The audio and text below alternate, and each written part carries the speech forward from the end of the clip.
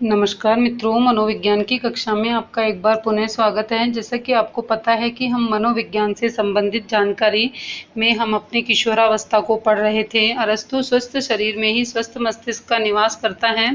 अरस्तु सोर्सेन उत्तरोत्तर शिशु बढ़ता है और वैसे वैसे उसकी शक्तियां परिवर्तित होती हैं। स्किनर के अनुसार मानसिक विकास का अभिप्राय समस्या समाधान करने की शक्ति के विकास से है।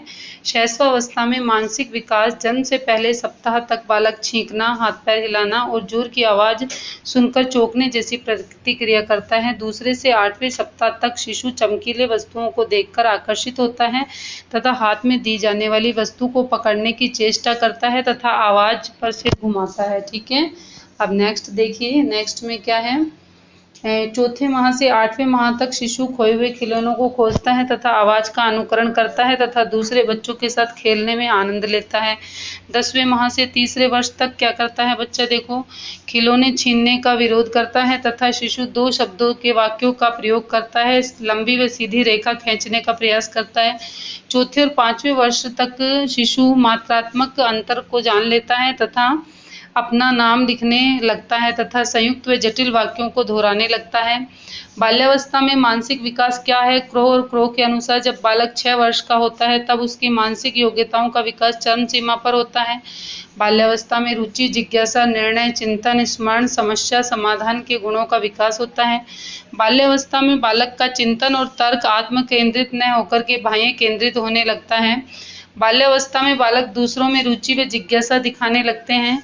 6ठे से 8वें वर्ष तक वह इस अवस्था में बालक में समानता एवं असमानताओं के चिंतन की क्षमता विकसित हो जाती है तथा वह विभिन्न वस्तुओं का अंतर बनावट के आधार पर कर सकता है।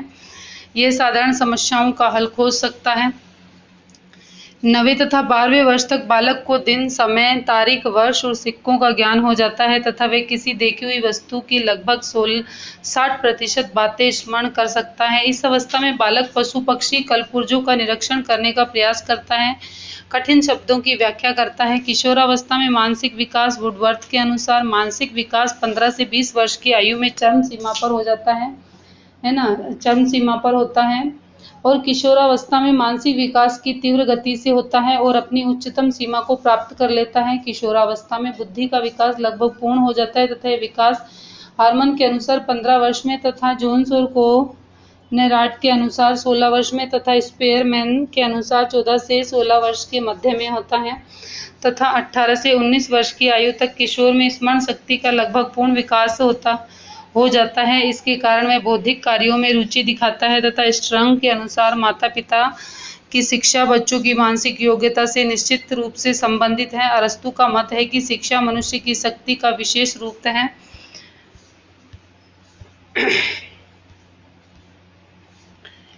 और उसकी मानसिक शक्ति का विकास करती है। किशोरावस्था में रुचियों का विकास तीव्र गति से होता है तथा बालक बालिकाओं के भावी जीवन और भावी व्यवसाय में रुचि तथा सिनेमा और प्रेम साहित्य पढ़ने में रुचि तथा रुचि समान होती है, जबकि बालकों को स्वस्थ बनाने में और बालिकाओं को सुंदर बनने में रुचि की भिन्नता पाई जाती है। मानसिक विकास को प्रभावित करने वाले कारक वंशानुक्रम। बालक वंशानुक्रम में मानसिक गुण और योग्यता प्राप्त करता है जिसमें वातावरण किसी प्रकार का कोई अंतर नहीं कर सकता है। परिवार का वातावरण। एक अच्छा परिवार जिसमें माता पिता में अच्छे संबंध होते हैं तथा बच्चों की रुचियों और आवश्यकताओं को समझते हैं, वे स्वस्थ मानसिक विकास को प्रेरित करते हैं। परिवार का सामाजिक और आर्थिक विकास। परिवार की सामाजिक और आर्थिक स्थिति उन्नत है तो बालक का मानसिक विकास भी उन्नत होता है। उचित प्रकार की शिक्षा। अरस्तु के अनुसार शिक्षा मनुष्य की मानसिक शक्ति का विकास करती है। विद्यालय। अच्छा विद्यालय स्वस्थ मानसिक विकास का एक वास्तविक कारण होता है। शारीरिक स्वास्थ्य। निर्बल और अस्वस्थ व्यक्ति की बालक की अपेक्षा सबल और स्वस्थ बालक अधिक मानसिक विकास करता है। शैशव से किशोर होने तक बालक में मानसिक विकास की गति, प्रक्रिया का चिंतन, तर्क और कल्पना का विकास होता है। समायोजन की क्षमता उत्पन्न होती है तथा वस्तुओं का प्रयोग कौशल का विकास होता है। साथ ही साथ विचार की वृद्धि भी होती है, जिसके कारण बालक में गुण और दोषों की विवेचना करने का विकास होता है। भाषाई विकास। सामान्य बोलचाल की भाषा में वाक्य शक्ति भाषा आदि शब्दों का प्रयोग एक दूसरे के स्थान पर किया जाता है। हार्लॉक के अनुसार भाषा में संप्रेषण के वे सभी साधन आते हैं जिसमें विचारों और भावों को प्रतीकात्मक बना दिया जाता है, जिसने कि अपने विचारों और भावों को दूसरों के अर्थपूर्ण ढंग से कहा जा सके। लिखना, पढ़ना और बोलना मुख्यात्मक अभिव्यक्ति, हाव-भाव, संकेतों का प्रयोग तथा कलात्मक अभिव्यक्ति आदि भाषा में ही सम्मिलित हैं। वाणी प्रारंभ में अस्पष्ट और अनियंत्रित होती है, परंतु विकास के साथ साथ वह स्पष्ट होती जाती है। वाणी ध्वनि को अलग अलग बोला जाए तो इसका कोई अर्थ नहीं निकलता है। वाणी और ध्वनि को यदि हम अलग अलग बोलते हैं तो इसका कोई भी अर्थ नहीं निकलता है।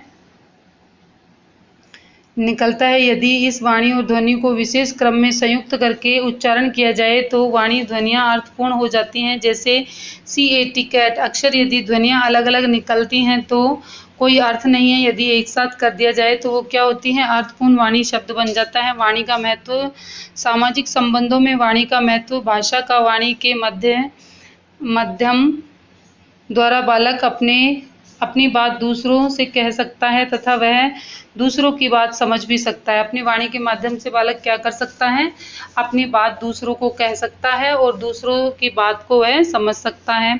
आत्म मूल्यांकन का महत्व, सामाजिक मूल्यांकन में महत्व तथा सामाजिक परिस्थितियों में एक बालक क्या बोलता है तथा क्या उसकी वाणी संबंधित अभिव्यक्ति है तथा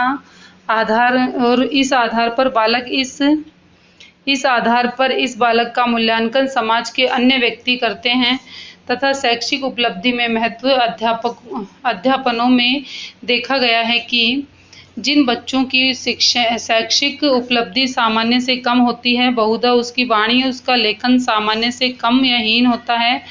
भाषाई विकास, कुछ मनोविज्ञानों ने अपने द्वारा प्रतिपादित सिद्धांतों के आधार पर यह व्याख्या करने का प्रयास किया है कि बच्चे बोलने की योग्यता किस प्रकार अर्जित करते हैं। स्वर तंत्र की परिपक्वता के कारण मनोवैज्ञानिकों का मत है कि स्वर यंत्र जो होते हैं, जैसे जीभ है, गला है, फेफड़े हैं आदि, सभी की परिपक्वता पर भाषा का विकास निर्भर करता है। ये सभी अंग जब तक एक विशेष परिपक्व स्तर तक नहीं पहुंचते हैं तब तक भाषा का सामान्य विकास संभव नहीं है।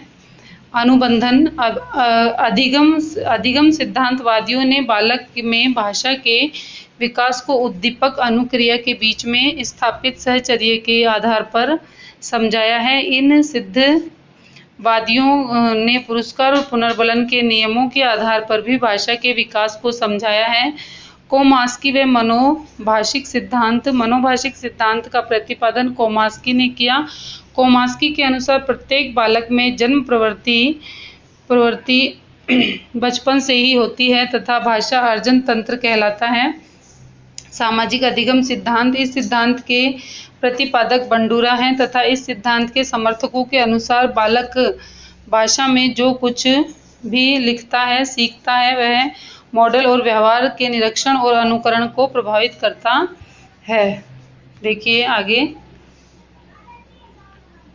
भाषा का स्नाविक आधार, भाषा का प्रारंभिक विकास अधिगम तथा सिस्टम के परिवर्तन तथा परिपक्वता पर आधारित है तथा भाषा का संबंध मस्तिष्क के बाएं भाग से होता है। जिन बच्चों का बाएं हेमिस्फेयर जन्म के समय कुछ क्षतिग्रस्त हो जाता है तो वे बच्चों में दाईं हेमिस्फेयर भाषा के विकास के लिए उत्तरदायी होता है, परंतु 2 या 3 साल के बच्चों का यदि हेमिस्फेयर क्षतिग्रस्त हो जाता है तो निश्चय ही वे भाषा विकास में अन्य बच्चों की अपेक्षा पीछे रह जाते हैं तथा भाषा का संबंध ब्रोका और रिकिंज क्षेत्रों से है। ये दोनों ही क्षेत्र मस्तिष्क के बाएं हेमिस्फेयर में पाए जाते हैं।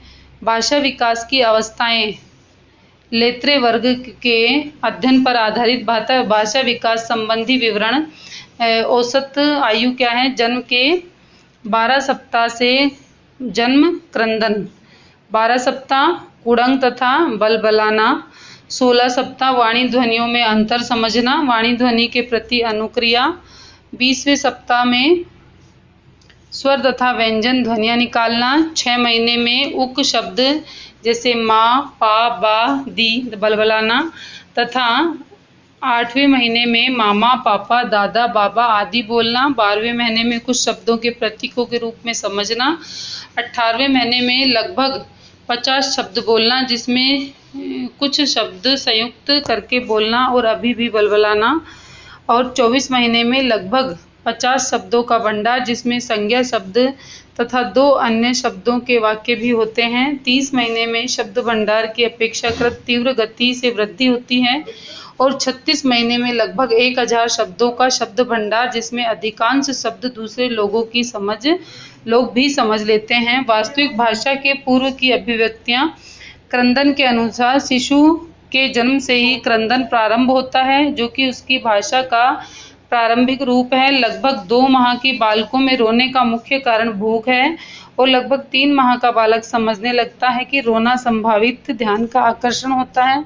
और बच्चे कम रोएं या अधिक रोएं, मुख्यतः इस बात पर निर्भर करता है कि बालकों की आवश्यकताएं कितनी जल्दी और कितनी मात्रा में पूरी की जाती हैं। कूइंग और बलबलाना।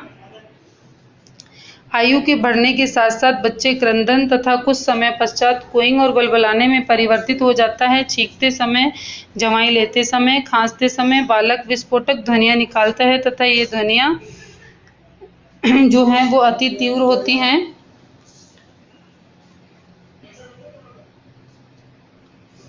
मैकेनिज्म पर आधारित ये ध्वनियाँ संसार में सभी बालकों में पाई जाती हैं। ये ध्वनियाँ कूइंग कहलाती हैं। हाव भाव के अंतर्गत बालक के शरीर में विभिन्न अंगों की वे गतियाँ आती हैं जिनके द्वारा बालक कुछ कहता है या अपनी आवश्यकताओं को व्यक्त करता है। उदाहरण के लिए, भूख मिट जाने और संतुष्ट हो जाने पर वह सिर निप्पल की ओर से मोड़ लेता है तो वह निप्पल को जबान से ढेलकर बाहर निकाल देता है तथा वास्तविक भाषा की अभिव्यक्ति आकलन शक्ति बालक की वह योग्यता है जिससे वह दूसरे व्यक्तियों की क्रियाओं और भाव भंगिमाओं को समझ लेता है। हारलॉक के अनुसार हारलॉक में आकलन शक्ति का विकास शब्दों के प्रयोग से पहले हो चुका है। बालक शब्दों को समझना पहले सीख लेता है और बोलना बाद में।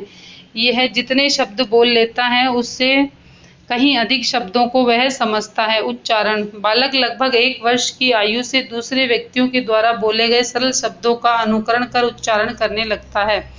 शब्द भंडार। बालक के शब्द भंडार में वृद्धि उसकी आयु के साथ साथ बढ़ती है। बालक का शब्द भंडार उसके स्कूल की प्रगति को सर्वाधिक महत्वपूर्ण ढंग से प्रभावित करता है। बालकों की अपेक्षा बालिकाओं का शब्द भंडार लगभग सभी आयु अवस्थाओं में अधिक होता है तथा बालक की विशिष्ट शब्दावली में मुख्यतः निम्न क्षेत्रों से संबंधित शब्द होते हैं। रंगों से संबंधित। लगभग 4 वर्ष की आयु तक बालक प्राथमिक रंगों से संबंधित शब्दों को सीख लेता है। संख्याओं से संबंधित, समय से संबंधित इस प्रकार के शब्द भंडार में माह, वर्ष से संबंधित शब्द, सुबह, दोपहर, शाम, आज, कल, परसों आदि शब्द सीख जाता है। धन से संबंधित लगभग 5 वर्ष की अवस्था तक ये विभिन्न सिक्कों से संबंधित शब्द सीख लेता है तथा अशिष्ट शब्द। बालक 4 से 8 वर्ष की अवस्था में अधिकांश गंदे और गाली गलौज से संबंधित शब्द सीख लेता है। शिष्टाचार से संबंधित शब्द भंडार, धन्यवाद, आप, जी, श्रीमान आदि शब्द तथा गुप्त शब्द भंडार। इस अवस्था में अपने शब्द भंडार में से कुछ शब्दों का चुनाव करके वाक्यों का निर्माण कर अपने विचारों को व्यक्त करता है तथा 2 वर्ष का बालक 2 शब्दों को जोड़कर वाक्य बना लेता है और इस वाक्य में संज्ञा और क्रिया से संबंधित शब्द होते हैं, जैसे गेंद, दो, खाना दो, अम्मा, पास। इनका क्रमशः अर्थ मुझे गेंद दे दीजिए, मुझे खाना दे दीजिए, मुझे अम्मा के पास ले चलिए इत्यादि शब्द बालक बोलने लग जाता है। भाषा विकास को प्रभावित करने वाले कारक परिपक्वता है। सबसे पहले तो कि बच्चा जैसे जैसे बड़ा होता है, दांतों का आकार, फेफड़ों का आकार, स्वर यंत्री का आकार इत्यादि बढ़ता है तो उसमें क्या होता है, बालक की भाषा का विकास होता है। बालक का स्वास्थ्य। यदि बालक लंबी अवधि तक बीमार रहता है तो विशेष रूप से 2 वर्ष की आयु में तो उसकी भाषा का विकास पिछड़ जाता है। और वृद्धि देखिए, भाषा विकास और बुद्धि में घनिष्ठ संबंध होता है। क्रू चक्रांक के अनुसार भाषा का विकास उतना ही कम होता है जितना कि बुद्धि कम होती है। जिन बच्चों की बुद्धि लब्धि उच्च होती है उनका कम बुद्धि लब्धि वाले बालकों की अपेक्षा शब्द भंडार अधिक होता है। सामाजिक अधिगम के अवसर, बंडूरा के अनुसार बालक को भाषा सीखने के लिए सामाजिक अवसर जितने अधिक प्राप्त होते हैं वह भाषा उतनी ही शीघ्र सीखता है। प्रेरणा, बालक की भाषा उतनी ही अच्छी विकसित होती है जितने अच्छे मॉडल उनके सामने प्रस्तुत किए जाते हैं। सामाजिक और आर्थिक स्तर, जेसी बार्ट्स तथा एम.ए. प्रोटमैन तथा एडएच के अनुसार प्रत्येक आयु के बालक जिसका सामाजिक आर्थिक स्तर उच्च रहता है तथा निम्न सामाजिक आर्थिक स्तर वाले बालकों की अपेक्षा भाषा ज्ञान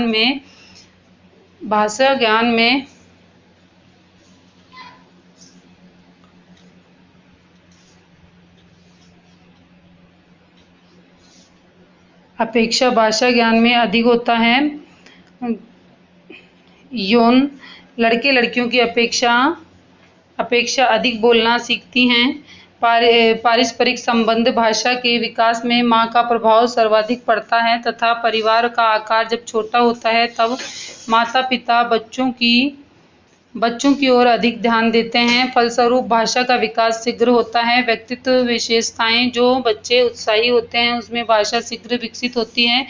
कई भाषाओं का प्रयोग, 2 वर्षीय बालक जिनकी मां अंग्रेजी और पिता जर्मन बोलता है तो अंग्रेजी का शब्द भंडार जर्मन के शब्द भंडार से अधिक होता है।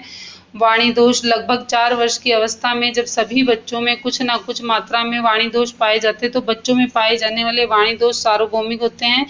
इन वाणी दोषों को यदि प्रारंभ में सुधारा न जाए तो स्थायी हो जाते हैं। वाणी दोषों को मुख्यतः 3 श्रेणी में बांटा गया है।